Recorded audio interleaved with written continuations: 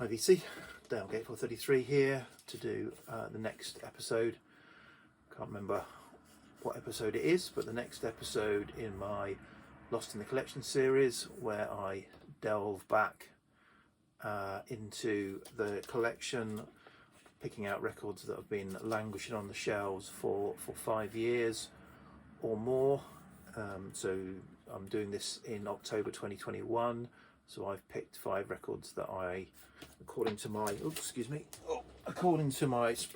I last listened to in October 2016. So yeah, before I get on with it, so a little bit croaky this morning. Don't know why I wasn't singing, but a little bit croaky. So yeah, so last night, my first post-COVID lockdown, I went to see Nick Cave and Warren Ellis in Portsmouth at the King's Theatre there. So it's a relatively intimate venue, about 1,000 or so. Yeah, so thoroughly enjoyable. Went with my wife. She was. Yeah, he kind of did. They did nearly all of Carnage, a few from Ghosteen, Skeleton Tree, and then sort of 4 or 5 or 3 or 4 older Nick Cave and the Bad Seeds. I think my wife preferred the older Nick Cave and the Bad Seeds. I'm not sure what she thought of the sort of the intensity of the sort of Carnage, Ghosteen, Skeleton Tree stuff, because I haven't shared that with her. So yeah, but she enjoyed it. It was good. It was a good evening. I mean, Nick was on great form, and just kind of, you just absolutely encapsulated. No, that's not the right word, is it? Transfixed, anyway. Transfixed by him. It's a different word. I can't remember what the other word I was trying to remember was. Anyway, on with the Lost in the Collection. So 5 records. First up is this David Ackles self-titled album from, is it 68? This is an original, I think it's 68, something like that. This is an original UK mono press. Yeah, this is, what is it, singer-songwriter, but with a bit more. So he wrote the songs, a bit more going on. So what drew me to this was the opening track, The Road to Cairo, 5 minutes plus. Really fantastic, dark sort of ballad that I discovered on a compilation or a magazine free CD years and years ago. And yeah, and this, so I think that, you know, for me, that is the strongest song on the album. But there are a lot of good moments, and yeah, it's a very good album and good to go back to. So David Ackles.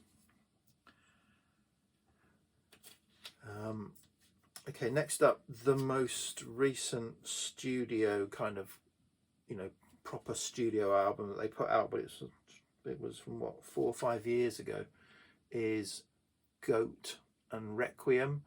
So I bought this at the time, and yeah, double album. And at the time I thought, it's okay, but it's not as strong as their previous 2. So I've got all of Goat's albums pretty well. I've got their 3 studio albums and 2 live albums. So yeah, pretty much all their stuff on vinyl, and a few other things, a single and other stuff. But yeah, so I didn't think this was as strong as the other 2 studio albums. I still don't, but going back to it and listening to it, I really enjoyed it. So I enjoyed it much more than I remember enjoying it. And it has got some absolute, you know, 2 or 3 really standout tracks on it. So I think Commune is probably my favourite, maybe their debut, my second favourite, and then this at the moment. But still a really good album, and a really great artist or band, Goat, Swedish psych, sort of a bit crazy with lots of world rhythms going on. So they're not, yeah, so they kind of sound like they're a, I don't know, Anatolian, African, you know, world psych artist, even though they're from Sweden. Okay, next up is this album. Don't know why I'm deciding to get this one out of the cover. It's got a very nice artwork on it. So this is an artist called I Am the Morning, and their album from 2016, Lighthouse.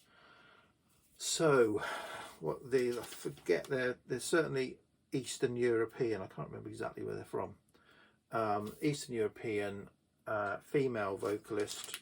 There's the magazine article that I cut out. Female vocalist,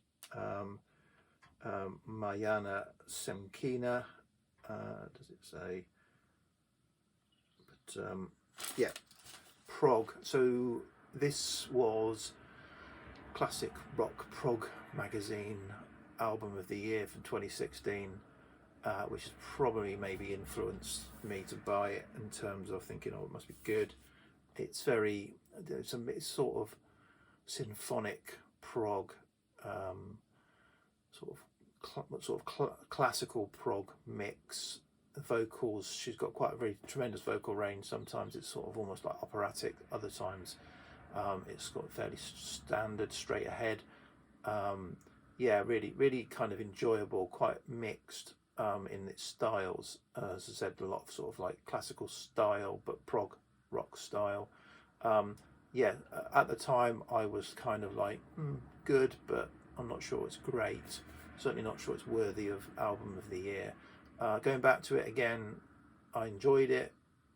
It's still kind of, yeah, to me it's not a great album, but it was good to go back to. Okay, next up is one of my favourite artists.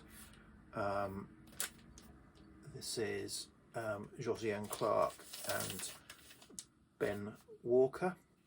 So a folk duo, British folk duo, and this was probably the penultimate album I think that they put out. I think they put out 5 or 6 albums.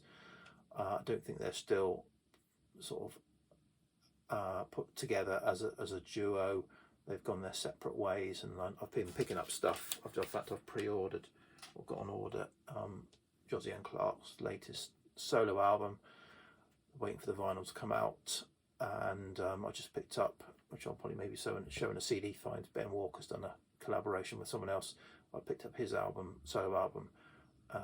But yeah, so this I would say is not as strong as the previous 2 albums, but a good album with some great moments on it. It's got a couple of covers. They tend to kind of pick a few. So it's got Dark Turn of Mine, which is a Gillian Welsh, I think, cover. So yeah, they're in. I took this cover. I went to see them live maybe a year or so after this came out, and got them to sign the cover, as you do. But yeah, fantastic evening. I mean, they're great live. So yeah, it's unfortunate if we're not going to perform together again. But yeah, so this is, say, folk, English folk. Lots a lot of stuff written by Josiane Clarke, but a few covers. And then finally, this album, Lee Hazelwood, 73, is it? I want to say 73. 73, yeah. This is a UK press. I think the original kind of US press or whatever it was had a different cover to this, kind of different artwork. So this is Poet, Fool or Bum, and this is just a good, solid Lee Hazelwood album. I would say 73. Not quite got that 60s sort of I think the peak of the stuff he did with Nancy Sinatra isn't quite there, but it's a good album if you like Lee Hazelwood. I think the sort of infamous, if you like, thing from this is, so it's called Poetful Bum, and I think famously was the Enemy said did a 1-word review of the album. So it said Poetful or Bum, and the review just said bum, and that was it, a 1-word review in Enemy, which is a little bit harsh. I think it's not a bad album. So yeah, so that's a 5. About 10 minutes as normal. So I'll be back in November with the next episode of this, and I'll probably be doing a finds video soon. and I might even do a response to my video about the state of my collection and the value of my collection, because I had some fantastic comments from people, and some of them kind of gave me some additional thoughts. So I may do a response on that. I have responded in the comments section, but it may warrant a video. Okay, VC, cheers, bye.